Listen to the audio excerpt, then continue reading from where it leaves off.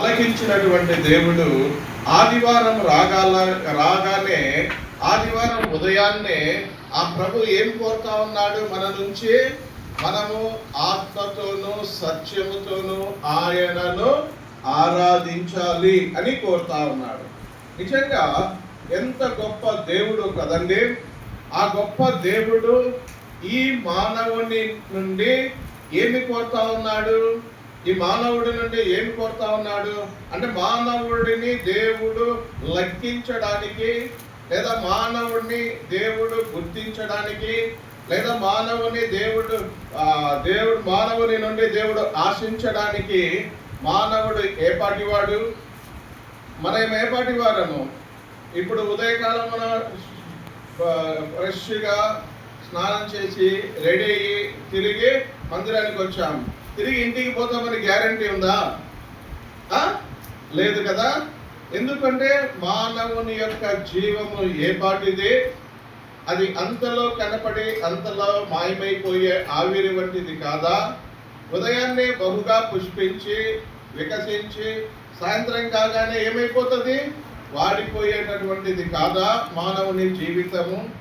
ఇటువంటి ఏమాత్రము గ్యారంటీ లేని, నమ్మకము లేని ఈ మానవుని నుంచి దేవుడు ఏమి ఆశిస్తా ఉన్నాడు అంటే, మనము ఆయనను ఆత్మతోనూ సత్యముతోనూ మనము ఆయనను ఆరాధించాలి. ఆయన ఎదుట మనము సాగిలపడాలి. ఆయన సన్నిధిలో మనల్ని మనము కుమ్మరించుకోవాలి. సంపూర్ణముగా మనల్ని మనం ఏం చేసేయాలంటే ఆయన సన్నిధిలో కుమ్మరించుకోవాలి అని, సంపూర్ణంగా ఆయన ఎదుట మనం సాగిలపడాలి అని దేవుడు కోరుతూ ఉన్నాడు. కాబట్టి వారం అంతట్లో మనం ప్రార్థించే మన ప్రార్థన విన్న దేవుడు, మన అవసరతలు ఎరిగిన దేవుడు, మన అక్కర్లను తీర్చినటువంటి దేవుడు, మనలను ఆయా ప్రమాదాల నుంచి కాపాడిన దేవుడు, మనలను ఆయా రకాలుగా పోషించినటువంటి దేవుడు ఈ ఉదయకాలంలో, ఈ పరిశుద్ధ దినములో ఆయన మనల్ని ఏమి చేయాలని కోరుతా ఉన్నాడంటే, ఆయన సన్నిధిలో మనము సాగిలపడాలని, ఆత్మతో సత్యముతో మనము ఆరాధించాలని కోరుతా ఉన్నాడు. ఎందుకు ఆరాధన అంటే దేవుడికి అంత ఇష్టము అంటే, ఈ లోకములో మనము దేవుని కొరకు ఏమైనా పరిచర్య చేయొచ్చు. పాటలు పాడచ్చు, వాయిద్యాలు వాయించవచ్చు, లేకుంటే వంట పరిచర్య చేయొచ్చు, బోధించవచ్చు, సండే స్కూల్ తీసుకోవచ్చు, ఏమైనా పరిచర్య చేయొచ్చు దేవుని కొరకు. కానీ ఇవన్నీ ఒక దినాన ఆగిపోతాయా లేదా?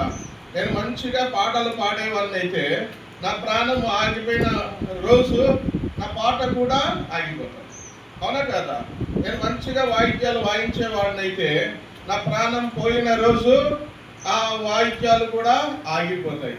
అయితే ఆరాధన మాత్రము ఎప్పటికీ ఆగదు.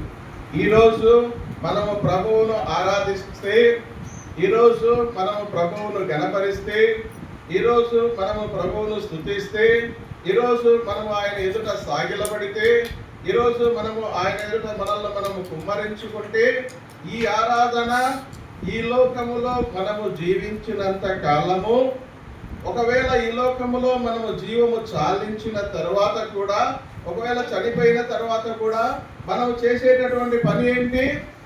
ఆ 4 జీవులు, 24 పెద్దలు, కోటాను కోట్ల దూతలు ఆయనను ఏం చేస్తారంటాయి?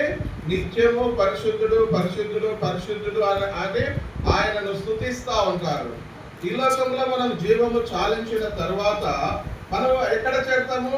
ఆ దూతలతో కూడా కలిసి ఆయనను ఆరాధిస్తూ ఉంటాము, ఆయనను స్తుతిస్తూ ఉంటాము. కాబట్టి ఒక్క ఆరాధన మాత్రమే మనము జీవముతో ఉన్న, జీవము చాలించిన తర్వాత కూడా ప్రభు కొరకు చేయగలిగిన ఏకైక సేవ, ఏకైక పరిచర్య. అందుకే దేవుడికి ఆరాధన అంటే అంత ఇష్టం. అందుకే అది మనకి ఎంతో ప్రాధాన్యత కలిగినది, ఎంతో ప్రశస్తమైనది. అందుకే ఈ పాపి అయిన మానవుడి నుండి దేవుడు కోరే ఏకైక పరిచర్య ఆరాధన. కాబట్టి ఈ ఉదయకాలములో మనము ప్రభువును ఆరాధించి ఆయన సన్నిధిలో సాగిలపడి ఆయనను సంతోషపరచ బద్దులమై ఉంటున్నాం. సరే, ఇప్పుడు ఈ ఆరాధనను ఎలా చేయాలి చూడండి.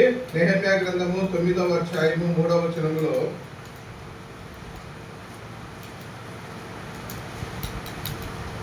నెహెమ్యా గ్రంథము 9:3.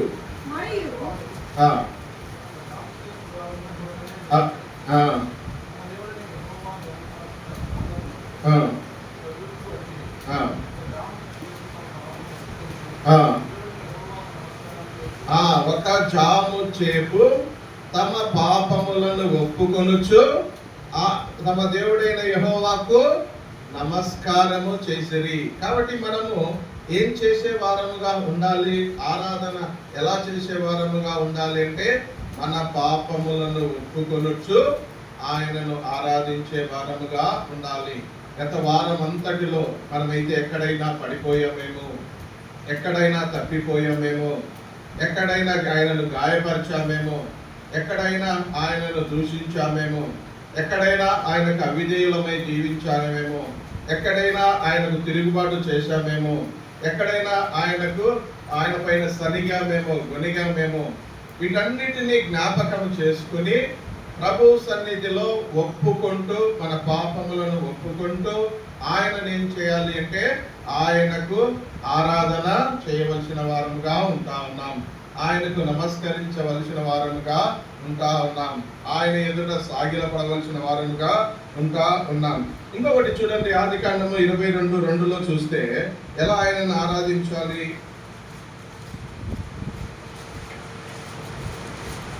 ఆదికాండము 22:2. అప్పుడు ఆయన అనగా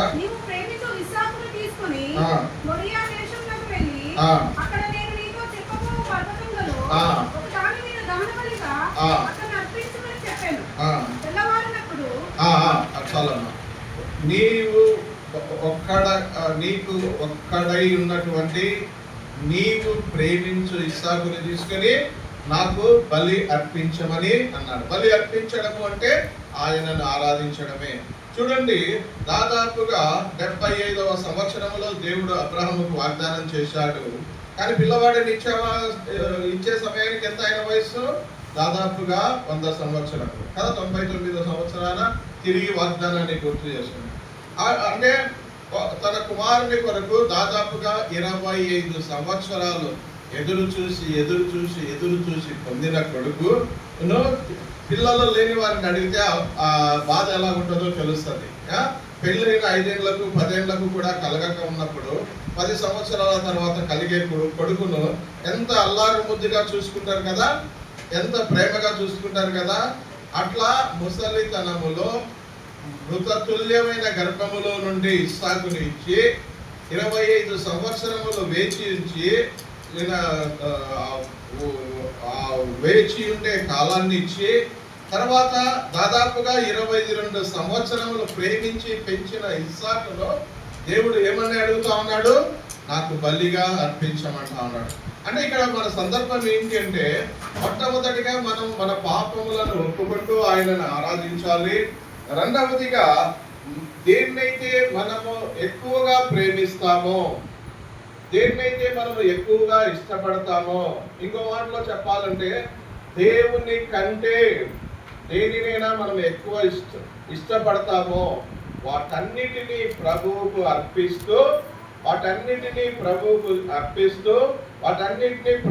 సమర్పిస్తూ, వాటన్నిటినీ ప్రభువు కొరకు త్యాగము చేస్తూ, వాటన్నిటినీ ప్రభువు కొరకు విడిచిపెడుతూ ఆయనను ఆరాధించాలి. అంటే మన ఆరాధన ఎలాగుండాలి అంటే, మన ఆరాధన ఎలాగుండాలని ప్రభువు కోరుతా ఉన్నాడు? హృదయపూర్వకముగా, సత్యముతో, ఆత్మతో ఆయనను ఆరాధించాలి.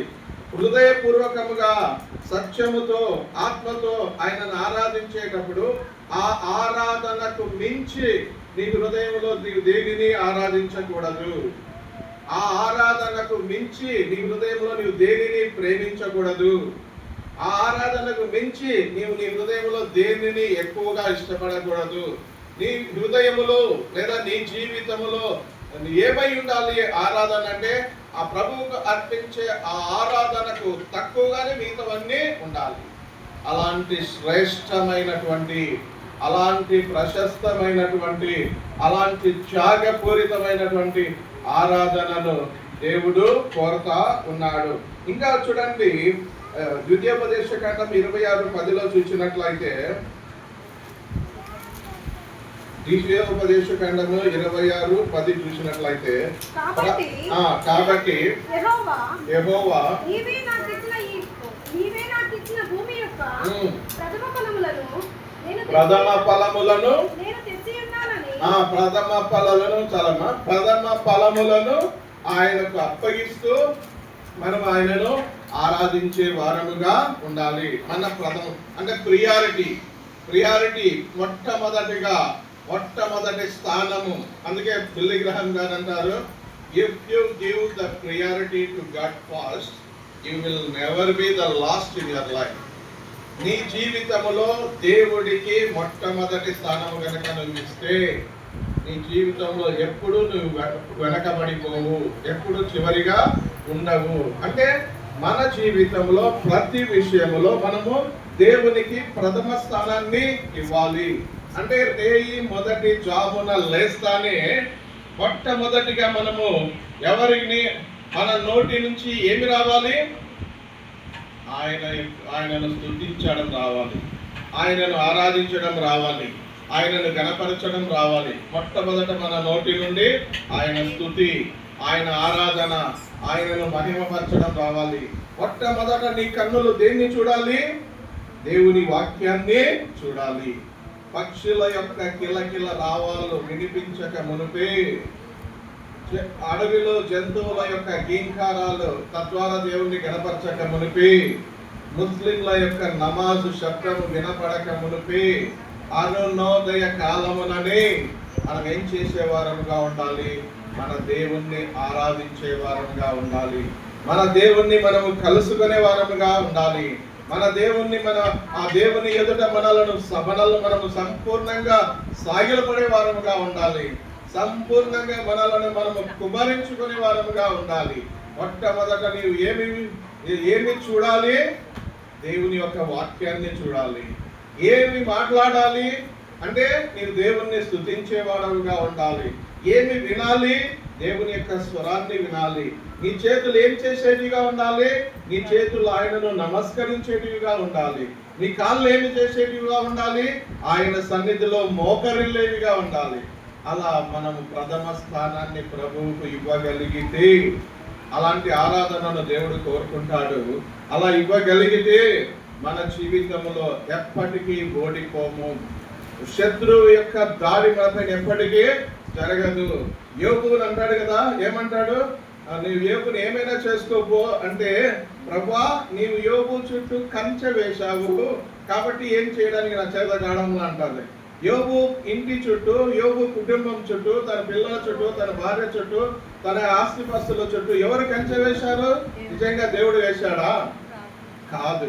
రేయి మొదటి జామున లేచి యోబు తన పిల్లల విషయమై, తన కుటుంబం విషయమై ప్రభు సన్నిధిలో బలులు అర్పిస్తా ఉన్నాడు. ఆ బలులు అంటే ఆరాధన ఏం చేసిందంటే తన కుటుంబం చుట్టూ కంచె వేయగలిగింది. కాబట్టి మన జీవితంలో మొట్టమొదటిగా మనం ఏం చేసే వారంగా ఉండాలి?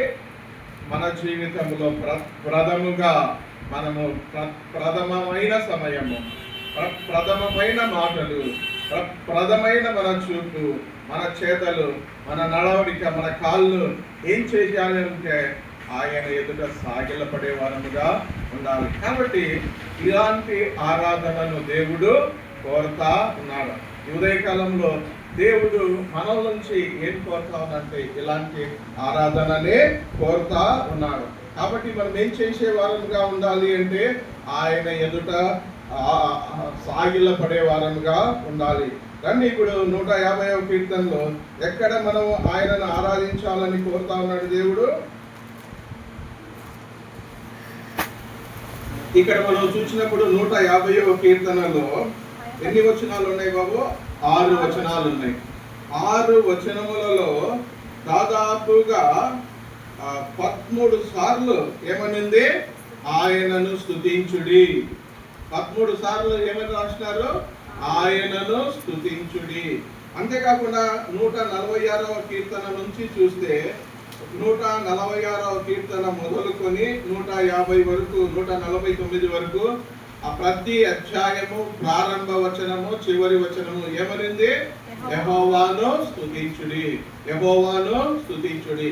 అట్లా 146 నుంచి 150 వరకు స్తుతించడములో ఉండేటటువంటి శక్తిని, ఆ దేవుణ్ణి స్తుతించడంలో ఉండేటటువంటి ప్రాధాన్యతను దేవుడు మనకు తెలియజేస్తా ఉన్నాడు. దేవుణ్ణి స్తుతించడంలో ఉండే శక్తిని గనక మనం అనుభవించినట్లయితే లేదా దాన్ని చూసినట్లయితే మన జీవితంలో ఏది మనకు అడ్డు రాదు, ఏ సమస్య మన దరి చేరదు. ఎందుకు స్తుతికి అంత శక్తి ఉంది అంటే, ఫర్ ఎగ్జాంపుల్ నా జీవితంలో స్తుతించడాన్ని బట్టి, ఆయనను గణపరచడాన్ని బట్టి, ఆయనను ఆరాధించడాన్ని బట్టి, ఎప్పుడు ఆయనను స్తుతించాలి, ఎప్పుడు ఆయనను ఆరాధించాలి, ఎప్పుడు ఆయనను గణపరచాలి? ప్రతి విషయమందులో ఆయనకు కృతజ్ఞతాస్తుతులు చెల్లించుడి అనింది. ప్రతి విషయమందును, లేదా నాకు ఉద్యోగం వచ్చినప్పుడా, నాకు ఆరోగ్యం బాగైనప్పుడా, లేదా నాకు ఈ కుటుంబంలో మేలు జరిగినప్పుడా, లేదా నేను కొత్త బైక్ కొన్నప్పుడా, లేదా కొత్త కారు కొన్నప్పుడు మాత్రమేనా మనం ఆయనకు స్తుతి చెల్లించాల్సింది? ఆమె కాదు, అన్ని విషయముల యందును. ఒకసారి నేను డిగ్రీ చదువుతా ఉండే రోజుల్లో నాకు టైఫాయిడ్ వచ్చింది. అంటే డాక్టర్ దగ్గరికి పోలేదు, కానీ మా చెల్లెళ్ళు నర్సింగ్ మెడికల్ డిపార్ట్మెంటే కాబట్టి నా సింటమ్స్ని బట్టి చెప్పినారు, నీకు ఖచ్చితంగా టైఫాయిడ్, నువ్వు డాక్టర్ దగ్గరికి వెళ్ళి ట్రీట్మెంట్ తీసుకో అన్నారు. అయితే నేను డాక్టర్ దగ్గరికి వెళ్ళాలా, ఏ ట్రీట్మెంట్ తీసుకోవాలా? నేనేం చేశానంటే ప్రభువును స్తుతించడం మొదలు పెట్టినాను. ఎందుకని ప్రభువును స్తుతించాను, ఎందుకు ప్రభువును గణపరిచాను, ఎందుకు మహిమపరిచాను అంటే, ప్రభువా నన్ను నీ ప్రియ కుమారునిగా నువ్వు ఎన్నుకున్నావు, నన్ను నీ బిడ్డగా నువ్వు ఏర్పరచుకున్నావు, నన్ను నీ సొత్తుగా చేసుకున్నావు. అటువంటి నన్ను నీ బిడ్డగా నీవు చేసుకున్న నీవు నేను బాధపడము నీకెంత మాత్రము ఇష్టంలా. ఇప్పుడు నేను నా సొంత కొడుకు దెబ్బ తగిలిందంటే దెబ్బ తగలాలని నేను కోరుకుంటానా? వాడికి జ్వరం రావాలని కోరుకుంటానా? వాని కొరకు నేనేమన్నా కష్టం కలగాలని కోరుకుంటానా? ఆఫ్టర్ ఆల్ మానవుడినే నా కొడుకు కోసం ఏ క్రయము చెల్లించని వాణ్ణే నా కొడుకు బాధ కలగకూడదని కోరుకుంటానే. మనలను క్రయము చెల్లించి ప్రశస్త రక్తం ద్వారా కొని ఆ రక్తం ద్వారా విమోచించిన ఆ ప్రభు మనము బాధపడడం దేవునికి ఇష్టమా? కానే కాదు ప్రభువా.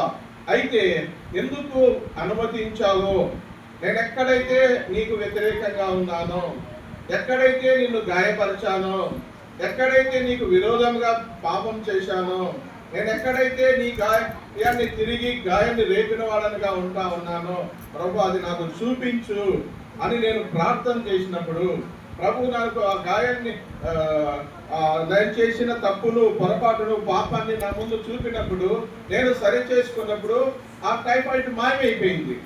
కాబట్టి నేను దేవుణ్ణి స్తుతించిన, ప్రభువా నన్ను సరి చేయడం కోసమై, నన్ను చక్కపరచుకోవడం కోసమై, నన్ను నీ యొక్క సారూప్యంలోనికి మార్చుకోవడం కోసమై అనుమతించిన ఈ గాయాన్ని బట్టి, ఈ నొప్పిని బట్టి, ఈ జ్వరాన్ని బట్టి వందనాలయ్యా మన జీవితంలో. కాబట్టి ఆ ప్రతికూల పరిస్థితులలో కూడా మనము ప్రభువును స్తుతించగలిగినట్లయితే, ప్రతి విషయంలో ప్రభువును స్తుతించగలిగినట్లయితే, ప్రభువా ఈరోజు తినడానికి తిండి లేదయ్యా, ప్రభువా వందనాలు, ప్రభువా ఈరోజు నాకు పని దొరకలేదయ్యా, వందనాలయ్యా, మీరు అనుమతించారు, వందనాలు. ఎందుకంటే నా జీవితంలో నీ ప్రమేయం లేకుండా కనీసం తల వెంట్రుక కూడా వేరే కాదు. అటువంటిది నేను ఇంత కష్టాలు గుండా, ఇన్ని వేదల గుండా, ఇంత బాధ గుండా వెళ్ళడం నీకేమాత్రం ఇష్టంలా. అయితే ఎక్కడో నేను పడిపోయాను, ఎక్కడో నేను సరి చేయబడ్డాను, ఎక్కడో నీకు దూరం అయిపోయానేమో. ప్రభువా వాటన్నిటిని క్షమించి నన్ను నీకు సమీపముగా చేసుకో, నన్ను నీ యొక్క స్వారూప్యంలోనికి మార్చుకో, నన్ను నీ యొక్క సారూప్యంలోనికి మార్చుకోవడానికి ఇష్టపడిన దేవుడవై నువ్వు అనుమతించిన ఈ బాధను బట్టి, ఈ గాయాన్ని బట్టి వందనాలయ్యా అని కనుక మనం స్తుతిస్తే దేవుడు ఖచ్చితంగా మన ఆ స్తుతిలోని శక్తిని మనం అనుభవించగలిగా. కాబట్టి ఆ స్తుతిలోని శక్తి అనుభవించిన దావీదు మహారాజు. కాబట్టి ప్రతి విషయంలో దేవుణ్ణి స్తుతిస్తా ఉన్నాడు. దావీదు మహారాజు దేవుణ్ణి స్తుతించినట్టు దాదాపుగా బైబిల్లో మనం ఎవరిని చూడం కదా. అందుకే అంటాడు 103వ కీర్తనలో, నా ప్రాణమా యెహోవాను సన్నతించుము, నా ప్రాణమా యెహోవాను సన్నతించుము, నా అంతరంగముననున్న సమస్తమా ఆయన పరిశుద్ధ నామమును సన్నతించుము, నా ప్రాణమా యెహోవాను సన్నతించుము, ఆయన చేసిన ఉపకారములలో దేనిని మరొకము. ఆ లైన్కు ఒక్కటి మన జీవితానికి సరిపోతుంది. ఎందుకంటే ప్రతి క్షణము మనం దేవుని యొక్క ఉపకారములను, దేవుని యొక్క మేళ్లను పొందుతూ ఉంటున్నాం. కాబట్టి ప్రతి క్షణము మనం ఏం చేసే వారముగా ఉండాలి అంటే ఆయనను స్తుతించే వారముగా ఉండాలి. ఆయనను స్తుతించి చూడు, మన బాధలో సనగకుండా గొనగకుండా ఆయన పైన తిరుగుబాటు చేయకుండా, ప్రభువా నీ మందిరానికి వచ్చి నాకే నీ కష్టాలు, వాళ్ళు చూడు ఎంత లక్షణంగా ఉన్నారో అని అనకుండా, ప్రభువా నన్ను నీ యొక్క సారూప్యంలోనికి మార్చడానికి నువ్వు ఇష్టపడిన దేవుడమైనందుకై వందనాలు అని చెప్పి స్తుతించినప్పుడు ఆ స్తుతిని ఆస్వాదించే దేవుడుగా ఉంటా ఉన్నాడు. ఆ ఆరాధనను ఆస్వాదించే దేవుడిగా ఉంటా ఉన్నాడు. మన యొక్క స్తుతుల సింహాసనం పైన ఆయన ఆసీనుడు కావాలని కోరుతా ఉంటా ఉన్నాడు. తర్వాత మనం చూసినట్లయితే, కాబట్టి మొట్టమొదట ప్రభువును దేవుణ్ణి దావీదు మహారాజు స్తుతిస్తా ఉన్నాడు. కాబట్టి మనము ఆయనను నిత్యము అన్ని విషయాలలో మనం ఆయనను స్తుతించే వారముగా ఉండాలి. రెండవది, ఎక్కడ చూడండి మొదటి వచనంలో మనం ఎక్కడ ఆయనను స్తుతించాలి అంటా ఉన్నాడు, ఆయన పరిశుద్ధ ఆలయమునందు మనము ఆయనను స్తుతించాలి. కాబట్టి మనం ఎక్కడ టెంట్ వేస్తే అక్కడికి వెళ్ళకూడదు, ఎక్కడ డేరాలు వేస్తే అక్కడికి వెళ్ళకూడదు, ఎక్కడ శామ్యానాలు వేస్తే ఎక్కడికి మనం ఆయనను ఆరాధించాలి అంటే ఆయన పరిశుద్ధ ఆలయమునందు, దేవుని మందిరంలో ఆయనను మనము స్తుతించే వారముగా ఉండాలి. ఎందుకు దేవుని మందిరంలో మనం ఆయనను స్తుతించే వారముగా ఉండాలి అంటే, ఇక్కడ దేవుని సన్నిధి ఉంటది, ఇక్కడ దేవుని యొక్క సహవాసం ఉంటది, ఇక్కడ దేవుని ఆత్మ యొక్క సంచారం ఉంటది, ఇక్కడ దేవుని యొక్క ఆత్మ యొక్క తాకిడి ఉంటది, ఇక్కడ బోధకులు ఉంటారు, ఇక్కడ ప్రార్థించే వారు ఉంటారు, ఇక్కడ ప్రార్థన నిరంతరము ధూపం వలె, ఆ బలిపీఠము పైన అగ్ని వలె అది నిత్యము మండుచూ ఉంటది. కాబట్టి మనం ఎక్కడ ఆయనను ఆరాధించాలి అంటే పరిశుద్ధ ఆలయంలోనే. నిన్న చెప్పాం కదా, నెహెమ్యా అంత గొప్పవాడుగా కలగడానికి కారణం ఏంటి అంటే, నెహెమ్యా దేవుని ఆలయాన్ని ప్రేమించిన వాడుగా ఉంటా ఉన్నాడు. అంత ఉన్నత స్థితిలో ఉన్న, ఉన్నతమైన బాధ్యత కలిగిన స్థితిలో ఉన్న, తన హృదయములో మండే మంట ఏంటి? నా భార్య పిల్లలు ఎలాగున్నారు, మా అమ్మ నాన్న ఎలాగున్నారు, నా ఆస్తిపాస్తులు ఎలాగున్నాయన్నా కాదు, నా దేవుని ప్రజలు, నా దేవుని యొక్క ప్రజలు ఇశ్రాయేలీయులు ఎలాగున్నారు, దేవుని పట్టణమైనటువంటి యెరూషలేము ఎలాగుంది అన్నదే తన యొక్క హృదయములో మండే మంటగా ఉంటా ఉంది. మన జీవితాల్లో కూడా దేవుని మందిరము విషయమైన ఆశ, దేవుని మందిరం విషయమైన కోరిక, నేనెప్పుడు దేవుని మందిరానికి వెళ్ళి ఆయన సన్నిధిలో నేను ఆయనను ఆరాధించాలి అన్న తపన మన జీవితాల్లో కలిగి ఉండాలి. ఆ విధంగా మన జీవితాల్లో కలిగి ఉన్నప్పుడు దేవుడు మన జీవితాల పట్ల సంతోషపడేవాడుగా, సంతృప్తి చెందేవాడుగా ఉంటా ఉన్నాడు. ఇక్కడ ఏముంది? పరిశుద్ధత ఉంది, దేవుని యొక్క ఆత్మ యొక్క సంచారం ఉంది, పరిశుద్ధులు ఉన్నారు, పరిశుద్ధుల ప్రార్థనలు ఉంటాయి. కాబట్టి మనం ఏం చేసే వారముగా ఉండాలి? దేవుని ఇంటికి వచ్చే వారముగా, దేవుని ఆలయములకు మనం వచ్చే వారముగా ఉండాలి. అంతే ఇంకా జీవము గల మా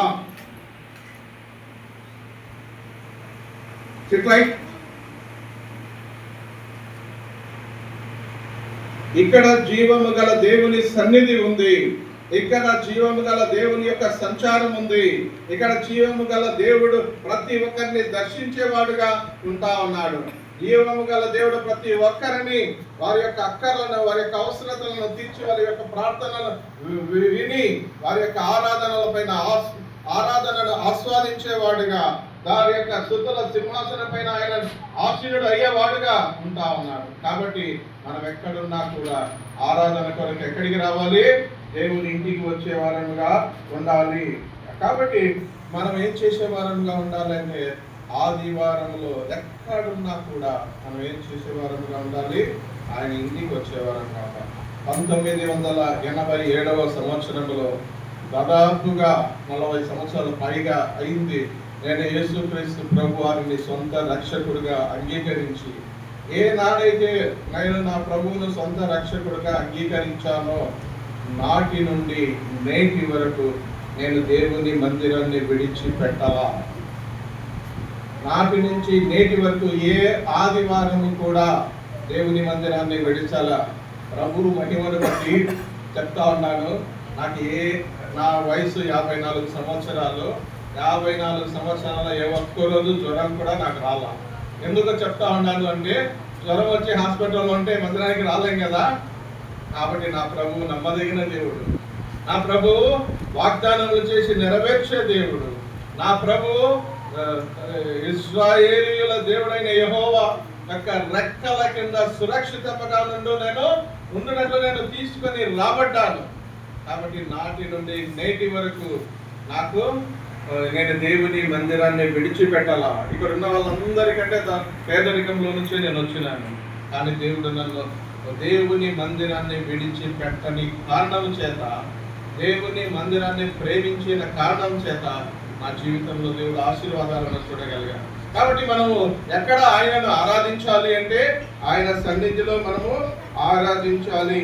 ఎందుకు మనము ఆయనను ఆరాధించాలి అంటే ఆయన మన కాపరిగా ఉంటా ఉన్నాడు, ఆయన మనల్ని పోషించేవాడుగా ఉంటా ఉన్నాడు, ఆయన మనకు సంతోషాన్ని ఇచ్చేవాడుగా ఉంటా ఉన్నాడు, ఆయన మనకు సమాధానాన్ని ఇచ్చేవాడుగా ఉంటా ఉన్నాడు, ఆయన మనకు పాప క్షమాపణను ఇచ్చిన వాడుగా ఉంటా ఉన్నాడు. కాబట్టి మనం ఏం చేసేవారంగా ఉండాలి అంటే ఆయనను ఆరాధించేవారుగా ఉండాలి. అందుకే 100వ కీర్తన మొదటి వచనం ఏమంటాడంటే సకల ప్రాణులు యెహోవాను ఆరాధించుదురు గాక, ఆయనను సన్నుతించుదురు గాక.